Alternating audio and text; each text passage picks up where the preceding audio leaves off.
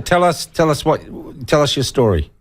I could go back until the 5th of March when I first made contact with the New Zealand police as the police liaison person. I'm not a police liaison person. I'm just a woman. She put her hand up to say, what can I do? And who were you help? liaising with at the New Zealand police?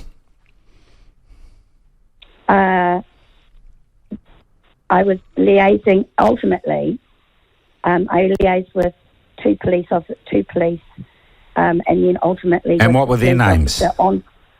Sean Richardson Sean was the police officer. I guess he a Sergeant constable Sean or an Richardson. inspector or what?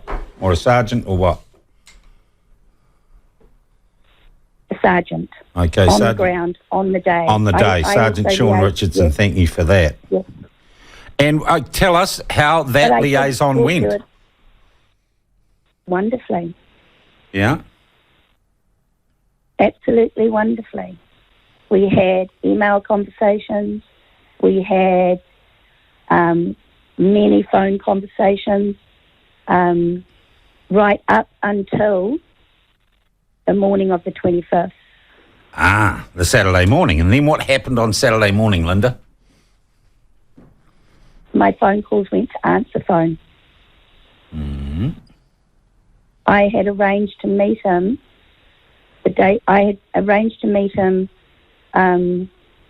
the steps of the band rotund at 8:30 on the Saturday to have a coffee and just to see that It's Rotunda. Sorry, I just want to correct everyone. Rotunda. I know. Yeah. Okay, Sean. Yeah.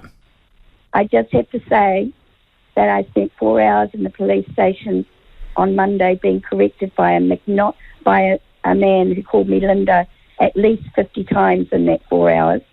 Started every sentence with it. Oh, God. Okay. Okay, so I get you. know I I'm get you. Linda. I hear you.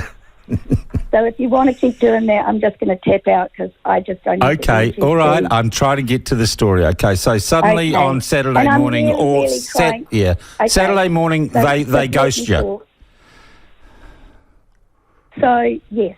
First of all, I'm there at 8:30 and he's not. Mm.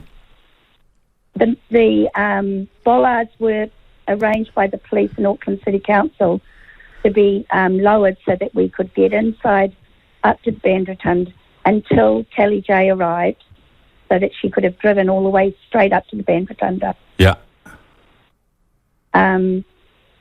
When I arrived, they were down simply because there was someone there emptying rubbish bins. The person who was supposed to be there did not turn up. The police did not turn up. And then I started ringing. I got nothing but answer phone from the numbers I had been supplied in the days and weeks before. Yeah. So we had to carry the barriers in, and the barriers were there on the suggestion on the requirement of Auckland City Council and the police. Yeah.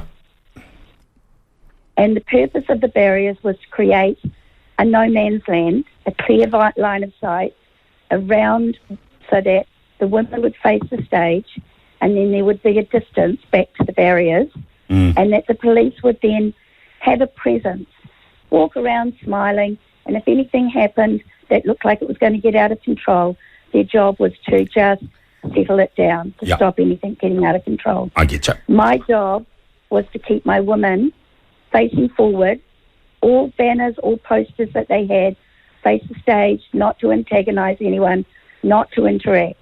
And that's what they did. They stood in dignified silence, chatting to each other. There were no banners facing outwards and no interaction other than people taking photos. Right. It was quiet, it was calm, but there was still no police. There was another police officer that rang me on Friday. I had arranged to go into the band rotunda. I got it right. On Friday and meet my sound man because we were setting up the speakers. Yeah. And so I I arranged to go in to meet him, and I was parking my car in Victoria Street car park when I got a unknown number call, and it was a Sergeant Donovan who heads the Tamaki Makaro police negotiating team. Mm-hmm. And he rang me and had a chat to me and said, I'll be there tomorrow. I'll come and see you. And I said, well, that's great because I'm going to be there at 8:30 and meeting Sean Richardson, and it would be great if you would be there too, just so we're all on the same page. And I have, you know, you know my face, you know who I am. Yeah. You know, because I hadn't met any of these people. They'd all been over. Yeah. So I thought, so you see me when no one's there. Well, he didn't turn up. He wasn't there. He didn't turn up on the day. Anyway, when I walked up to the band rotunda on that day, it was being a young man called Xavier Walsh with lovely bright orange hair, had been walking around the perimeter with a pot of paint, pot of glue and posters, and posting up Nazi posters, calling us Nazis, and other on the historic building, which is that rotunda. Yeah, yeah. And I was waiting, and I missed my sound man because I was on the phone so long with this police officer. And so I was just establishing that I'd missed him, and I stopped to look at these posters. And I thought, whoa, okay, wow. And he came over and started talking to me, this young man, and I engaged with him politely. And then I left. And I said, I guess we'll see you tomorrow. I guess you're going to make some noise. And we're prepared for the noise. You know, we're expecting it. Yeah. But we're not here to interact with you. So, you know, you do you and we'll do us. Anyway, I walked back down and I got, I messaged through to, I rang Sergeant Donovan. I think he's a sergeant. They only give you first names. They don't give you their rank when you talk to them, unless you get it in an email. Yeah, okay, yeah. They're a bit vague.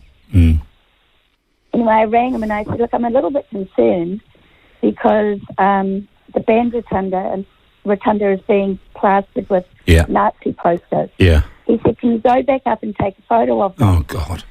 Yeah, sorry. I getting... And it's not not your fault. It's just you're being gaslit here by the cops. Yeah, so I said, I'll do it. I sent the photos. He emailed the photos. He came back and said, no, we're not doing anything. I've had it from above. We're not doing anything about those posters. So I reported it to the Auckland City Council graffiti people. When I arrived on Saturday, there were hundreds of them on the band rotunda. It was completely plastered. The band rotunda had been, they tipped glue, wet, sticky glue all over the band rotunda. Yeah, and they made it safe. Yeah, I heard that too, Linda. I had a blanket in the back of my car, and I put it on the stairs so that people could actually walk up on the stairs. Anyway. And the police had known about all of that, no security at the venue, monitoring of the venue beforehand. Do you feel, Linda, like there was a moment when you'd had this liaison with the police and they were going to meet you and going to be... Do you feel like at some point in time, they were given the word, leave them hanging, get out of there, we don't want to have anything to do with this? They were told to stand down. Any idea by who? Absolutely. Absolutely. Any idea who told them to stand down? No. We need to get to the bottom of this because they left people... Doesn't matter if they're men or women or old or young. They left people vulnerable that day, didn't they? They did. So Sean Richardson finally did make his way. Well, he didn't come to see me. Once I had the barriers up, I'd made numbers of calls, got messenger. We've already established no one's answering the phone. So then I got out from where I was. No one was there at that stage. I'm not going to go back to the fact that nasty, sweaty man in pink actually came over and spoke to me beforehand, and I said, you're not going to hurt us, are you? He said, I'm the organiser of the counter-protest, and I've just come to see what you're doing. And then he went off and said, I've got a call here from the police, they're meeting me. And that was at about... Oh, so hang on. So the police would meet with him, but not you? Absolutely. Wow. Absolutely. I saw the number come up on his phone. Absolutely. Oh, Linda. Okay. And then the chaos goes down. No, I ran... So I'm standing, and you can see me in the images on all the videos. I'm 5 foot tall. Yep. I weigh in at about 60 kgs on a... I'm only admitting to that at the minute. I haven't got on the scales for a while. Yeah. And I'm 63 years old. And when I wear a high-vis jacket, even the small one, it's a dress on me. I'm wearing a pink high-vis jacket. Yeah. And you can see me with the phone in my hand. Yep. Calling. It's on. Yeah, I can see you in my mind's eye of the footage I've seen. Yeah. Right. Nobody answered the phone. The people behind me, which I kept my back to, I didn't interact with, were yelling at me. And then a pot came over from over the fence, and I made the call to say, I'm in danger here. But no one answered my calls. I couldn't hear if there was anyone on the end because the sound was so loud. I ran around back onto the band rotunda, which I saw last night was captured on film, and I walked to the back of the band rotunda where Sergeant Donovan was, and I said, a projectile's come over the fence where I was. I had my back to it, so I can't say whether it was aiming at me or not, but it was at the bottom of my feet. And,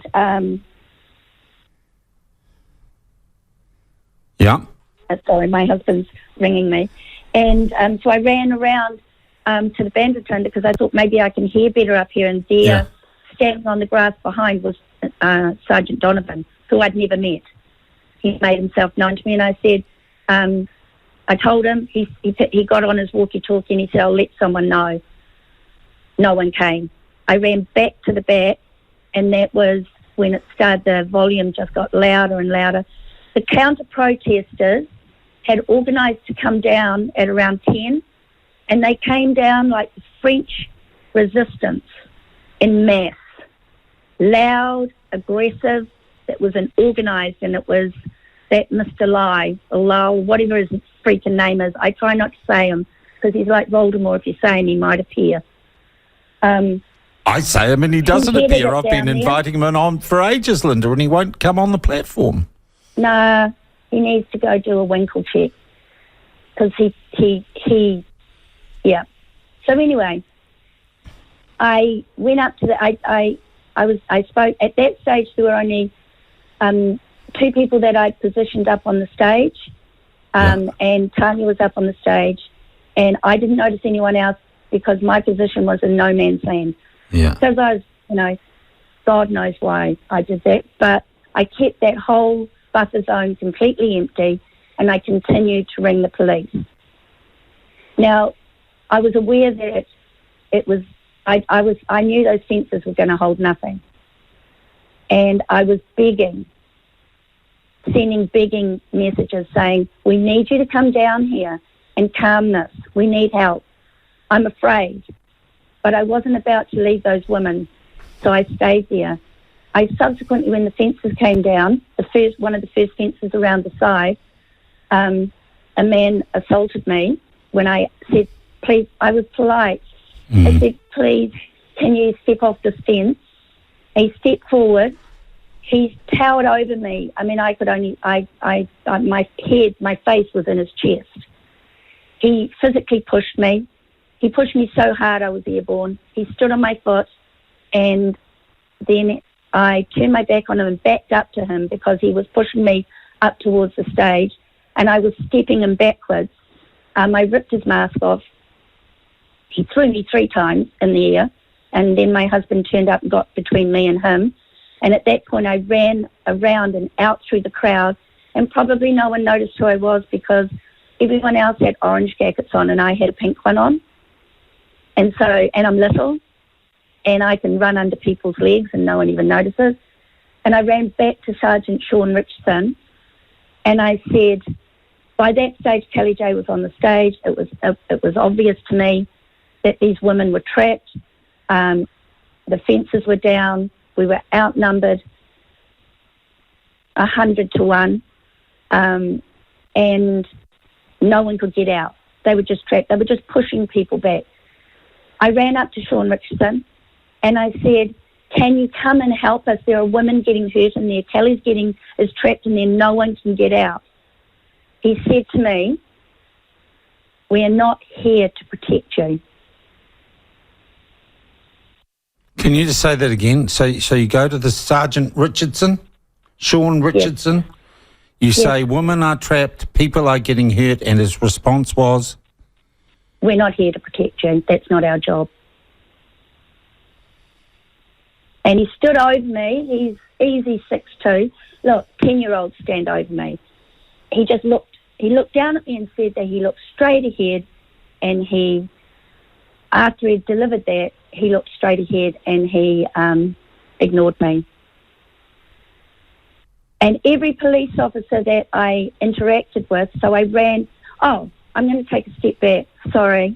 It's all right. First I ran out to a police van that was parked on Princess Street, full of police officers.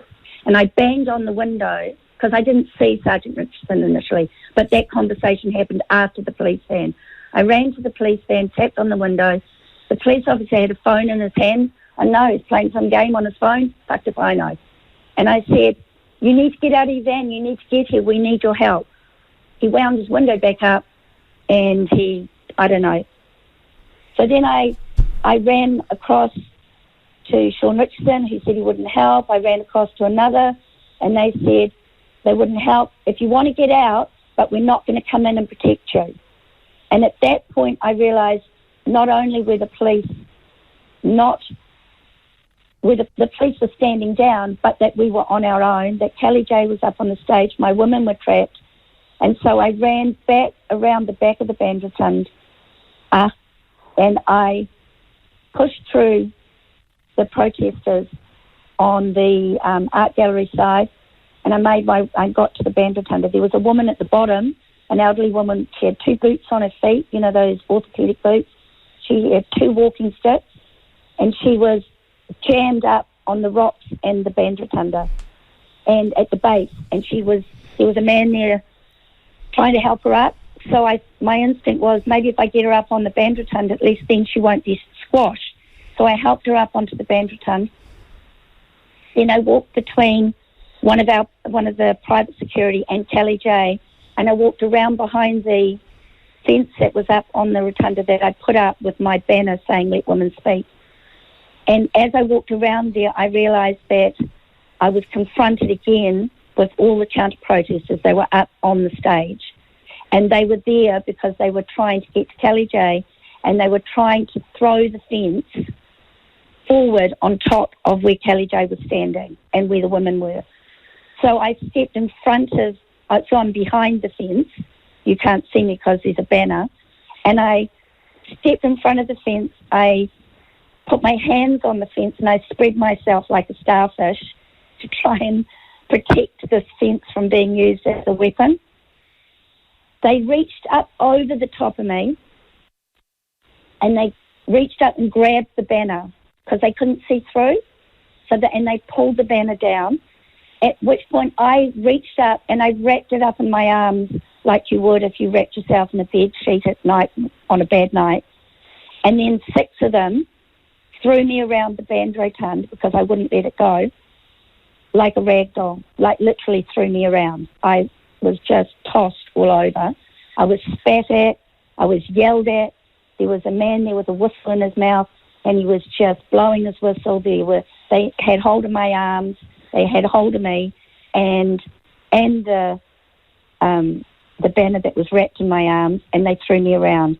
And in amongst that, 2 men stepped in and they managed to release me. I stepped back towards the fence and I was standing at the end of the fence holding my cloth, and then they surged back and grabbed me a second time and threw me around a second time.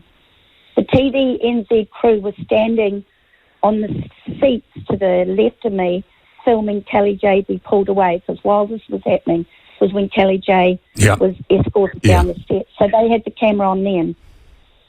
when they threw me the first time, I stepped back and I reached out and I touched the leg of the cameraman, the man holding the camera, and I was indicating to get this on film. He looked at me, he touched his earphones, and he indicated, "I can't hear you," and then turned the camera back to the counter-protesters, and then I got attacked a second time. Then I'm standing there, I didn't get away. There were some angels there looking after me. I'm standing at the end of the fence, and I'm thinking, I actually don't know what to do now. I'm just standing here surrounded by these men and handmaidens that were there to hurt people, towering over me, intimidating me, yelling at me, and I'm stuck on the Banderton, and there's not a policeman anywhere. All the security had gone with Kelly J. They had left with her. And the fence, they managed to pull one end of the fence out of the concrete foot. And I linked my fingernails through the fence, and I was hanging on the end of it, trying to weight the end so they couldn't lift it up. And then a man leant down to me and he said, very quietly said, "Would you like me to put that foot back into the base?" And I said, "Yes, please." And he did that, and then I got a tap on the shoulder by another angel man who said, I'll get you out. Just give me a moment." And then he led me out,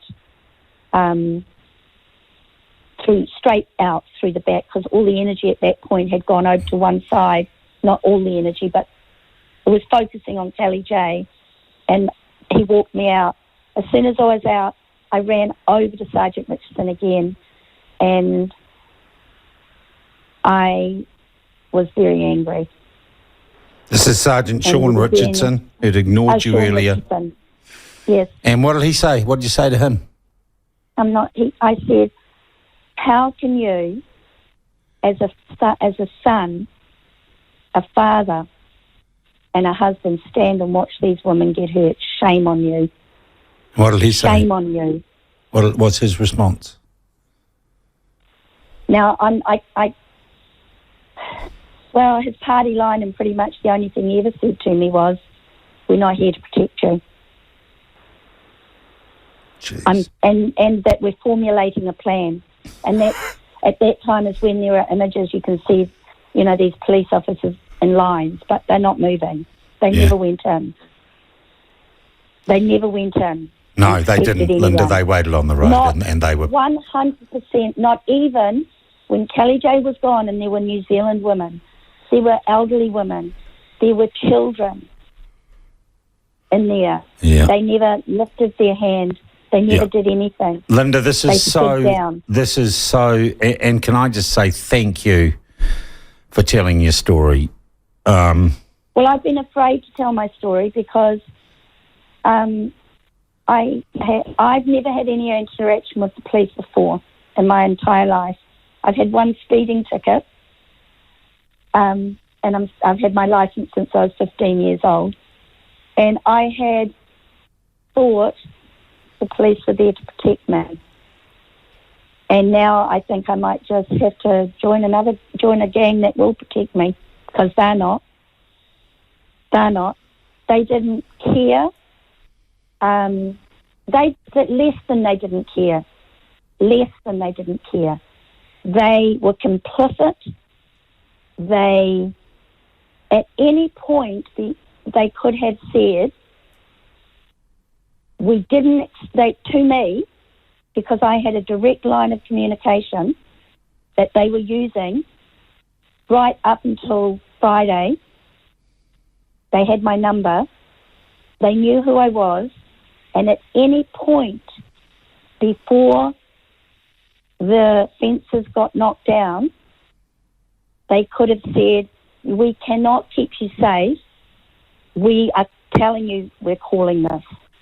All right. And Kelly J could have driven on, and we would have dispersed our 200 people. Yeah. And everyone could have got away. That is probably the single most compelling narrative, and I've heard bits of this narrative. I've watched bits of this narrative since Saturday. And I hope this has an impact. This is kind of what I've been banging on about to Mark Mitchell. There's been a massive failure here of our police force. No one seems prepared to take responsibility. I want to ask you, have you filed any complaints with the Independent Police Complaints Authority? I have no faith in them. Okay, what I'm going to say, unless someone complains, this just becomes a story that fades into history, Linda. The women that organised this have complained. Good. Their complaint is in. But for me personally, I'm just a woman. Yeah. I belong to no group. Yeah, but hang on, Linda, you were kind of involved. You were the police liaison. Yes, but I did that as in a voluntary. Yeah. Yes, I was, and yes, I was. But I don't feel I'm speaking to you now as me. Yeah. And I spoke to them, and I've got an email from another sergeant that I've got emails from the sergeant above the sergeant on the ground, and that was the person that I spoke to first. And who was that? You're never going to believe this. Another Sean. What was his name? Gosh, that's Sean's. They're giving Sean's a bad name. Sean Midgley. Sean Midgley. Sergeant Sean Midgley. Linda, thank you for this. We are not going to let this story rest. I thank you for taking the time to talk with us today. Just before you go, I just want to say I have filed a statement with the police on Monday, but only after I made a protest with my flag out here at Pukekohe, and someone called the police. And ironically, the police turned up not to take my statement because they were concerned for my safety. Yeah. Hang in there, Linda. You're a brave woman. I thank you for your call very much indeed.